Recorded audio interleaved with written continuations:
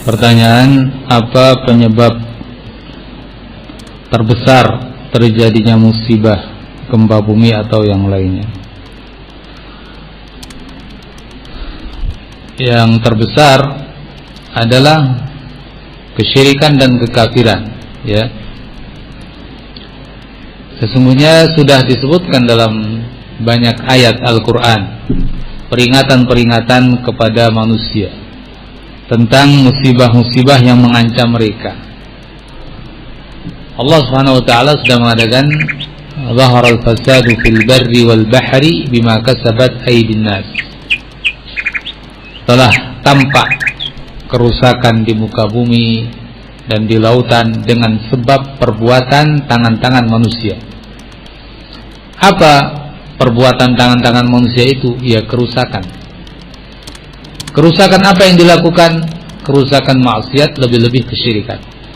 Allah sudah mengingatkan, "Wala tufsidu fil ardi ba'da islahiha."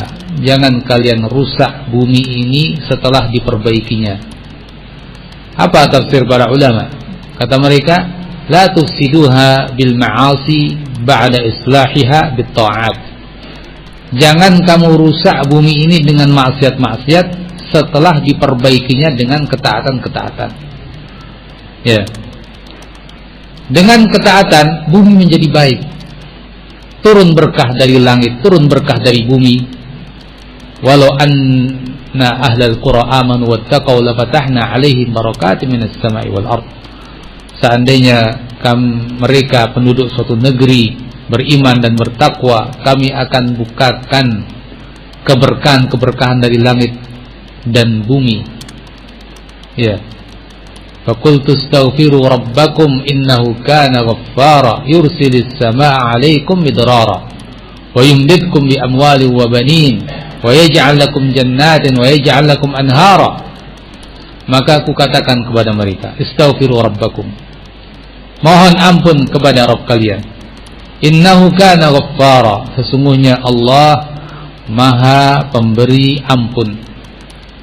Yursilis samaa'a 'alaikum midrara, Allah akan curahkan hujan yang banyak kepada kalian. Wa yumdidkum bi amwalin wa banin, Allah akan berikan kepada kalian amwal, harta benda yang banyak, wa banin, dan anak-anak yang banyak. Wa yaj'al lakum jannat, Allah akan berikan untuk kalian, jadikan untuk kalian kebun-kebun yang rindang, wa anhara, dan sungai-sungai. Nah, indah, ya kan? Harta banyak, anak banyak, kebun, sungai, Masya Allah. Karena apa? Karena istighfar, taat kepada Allah Azza wa Jalla. Tapi kalian rusak dengan apa? Dengan maksiat.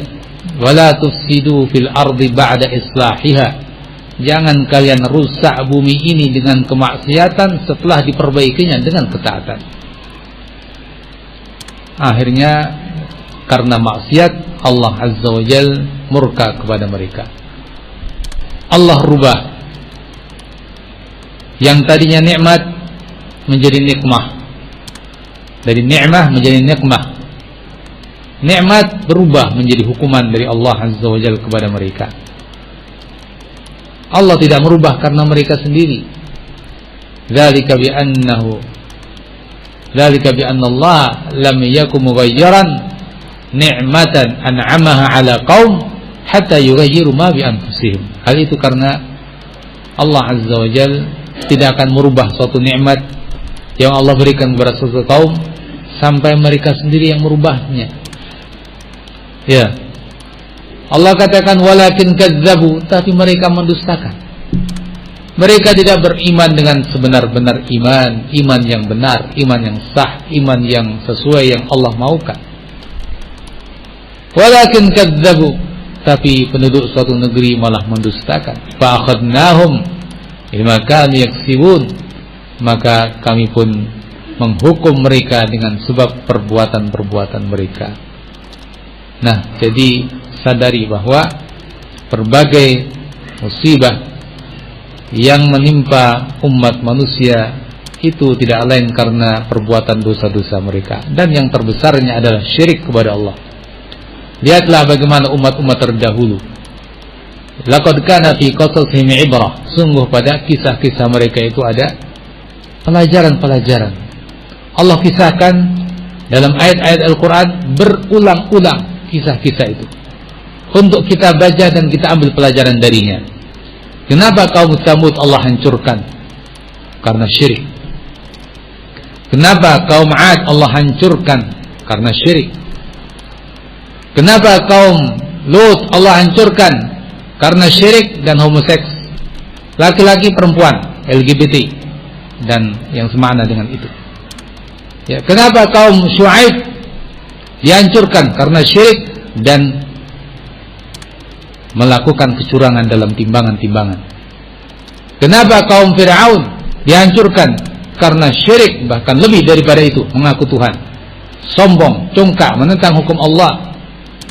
Nah, sekian kaum dari umat-umat terdahulu, termasuk musyrikin Quraisy, ya, tokoh-tokoh mereka mati dalam perang Badar.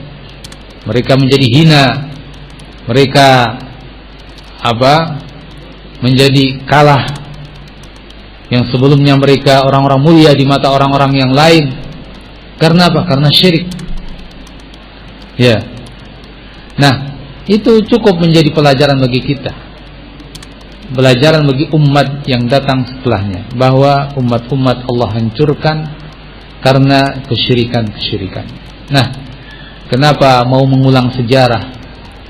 Cukup kita mengambil pelajaran dari umat yang lain. Jangan kita dijadikan pelajaran oleh umat yang lain.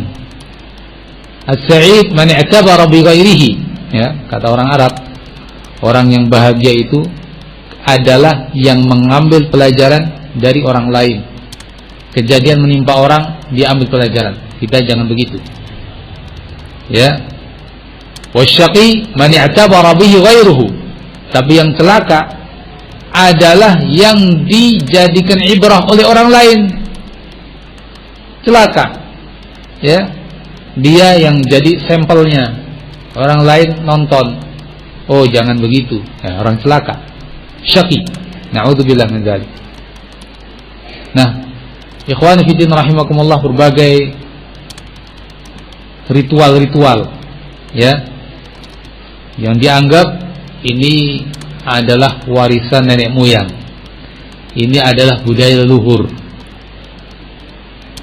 Ya, apa isinya? Macam-macam. Macam-macam, beraneka ragam kesyirikan ternyata.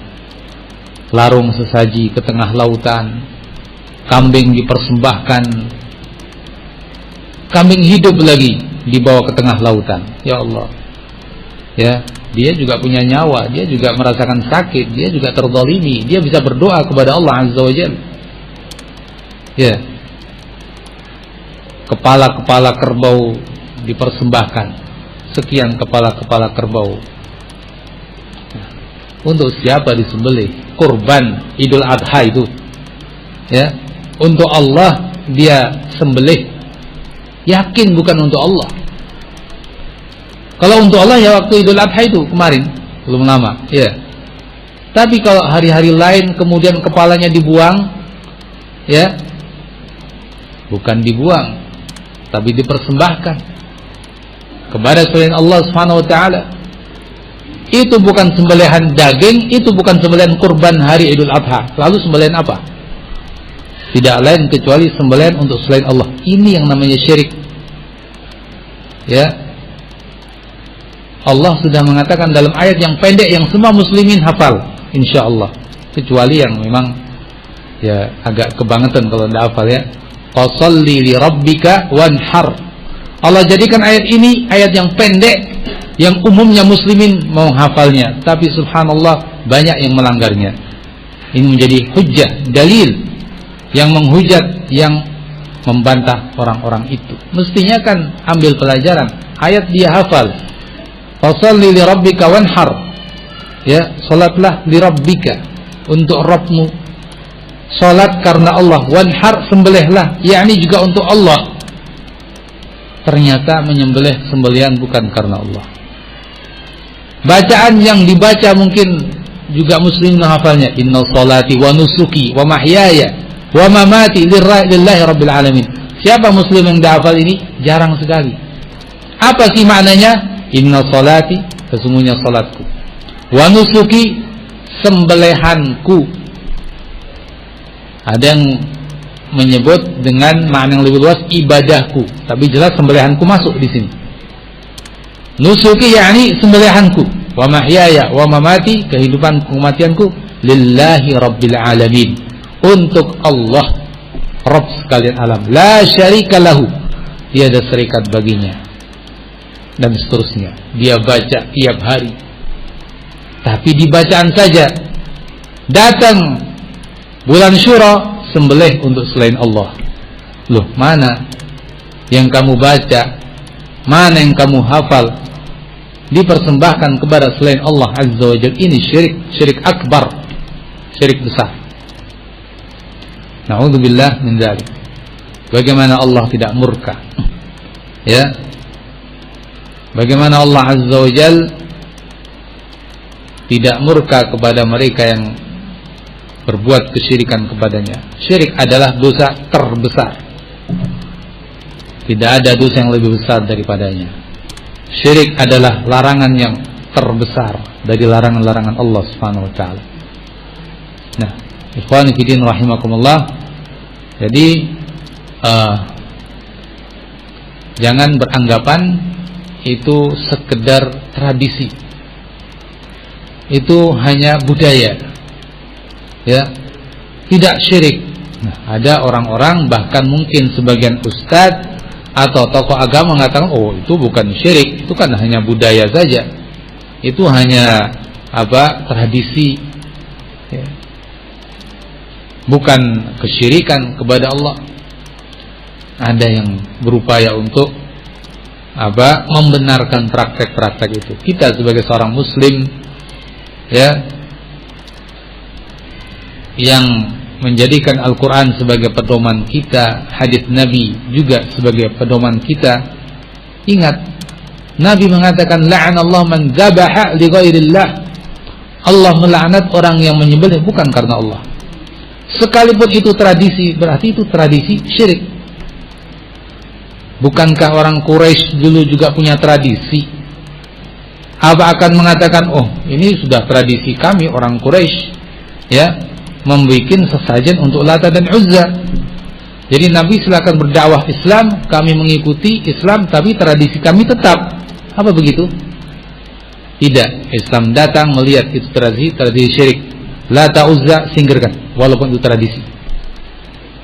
Ya, menyembelih bukan karena Allah tidak boleh.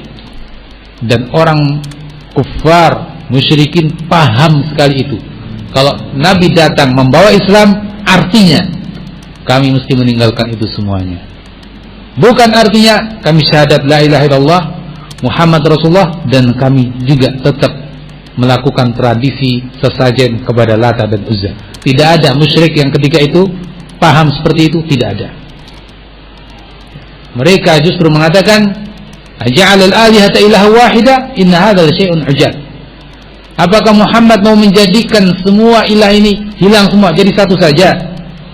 Kalau kami mengucapkan la ilaha illallah, kami harus menyingkirkan Lata dan Uzza. Mereka paham itu, sehingga mereka mengatakan ini aneh, nggak mau. Nah, yastakbirun, karena mereka paham.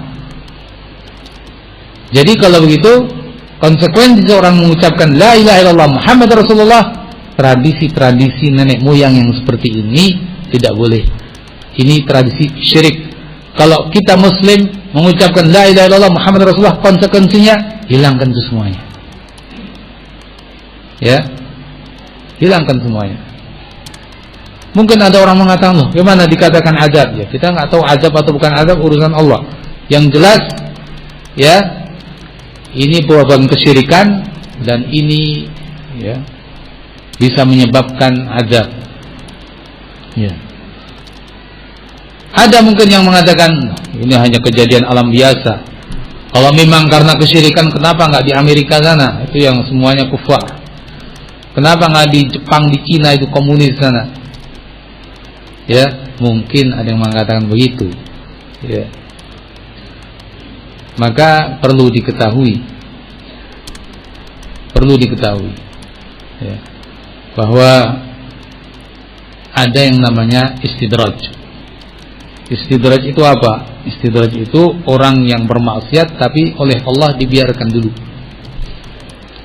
dikasih ya, kemajuan teknologi dikasih, kemakmuran dikasih, sekalipun dalam kondisi maksiat diulur-ulur, tapi nanti saatnya datang hukuman Allah tidak bisa melesat kemana-mana.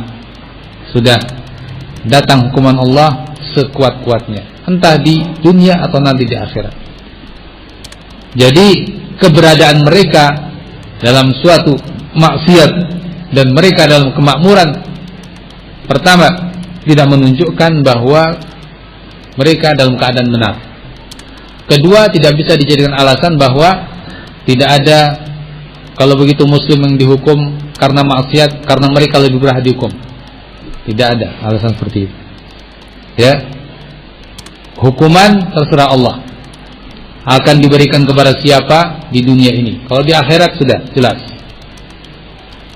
Dan juga Nabi mengatakan dalam hadisnya, ummati ummatun marhumah. Ini jawaban kedua. Ummati ummatun marhumah, azabuha fid dunya az-zalazil wal fitan ila akhir hadis. Umatku ini umat yang dirahmati Allah. Azabnya di dunia, gempa bumi dan lain-lain. Lanjutan hadisnya saya agak lupa ya. Yang ini menunjukkan bahwa adanya hukuman bagi muslimin di dunia ini rahmat bagi mereka. Syukur-syukur nggak ditunda seperti orang-orang kafir. Kalau ditunda seperti orang-orang kafir, nanti di akhirat lebih berat. Tapi ketika hukuman disegerakan di dunia, lebih ringan. Kalau itu hanya karena maksiat, bukan karena syirik, sudah bisa jadi hanya ditutup di dunia, di akhirat dimaafkan. Nah, itu nas dari Nabi. Jadi jangan beralasan, kenapa nggak di Cina saja yang dihukum? Kenapa nggak di Amerika saja, di Soviet sana? Kenapa yang di sini? Ummati ummatun marhumah. Umatku umat yang dirahmati. Azabnya di dunia. Az-zalazil, Nabi menyebut dengan nas zalazil, gempa bumi. Ya, dan seterusnya dalam hadis itu, ya, yang menunjukkan bahwa ini rahmat Allah. Kalau mereka memang yang bermaksiat dan dihukum, ya, selama itu bukan kesyirikan, ya, selama bukan musyrik, maka bisa jadi hanya hukuman di dunia, di akhirat mereka dimaafkan. Tapi kalau yang musyrik, ya musyrik dunia akhirat kena hukuman, ya. Na'udzubillah min dzalik.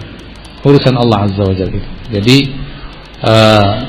ala kulli hal itu yang perlu kita pahami sebagai seorang yang beriman kepada Allah, kepada ayat-ayatnya. Jangan memandang ini hanya fenomena alam, ini hanya kejadian alam. Ya, alam ada yang punya, ya. Allahu Rabbul Alamin, Alhamdulillah Rabbul Alamin. Allah Rabb sekalian alam. Alam ini ada yang punya, Allah yang punya, Allah yang mengatur.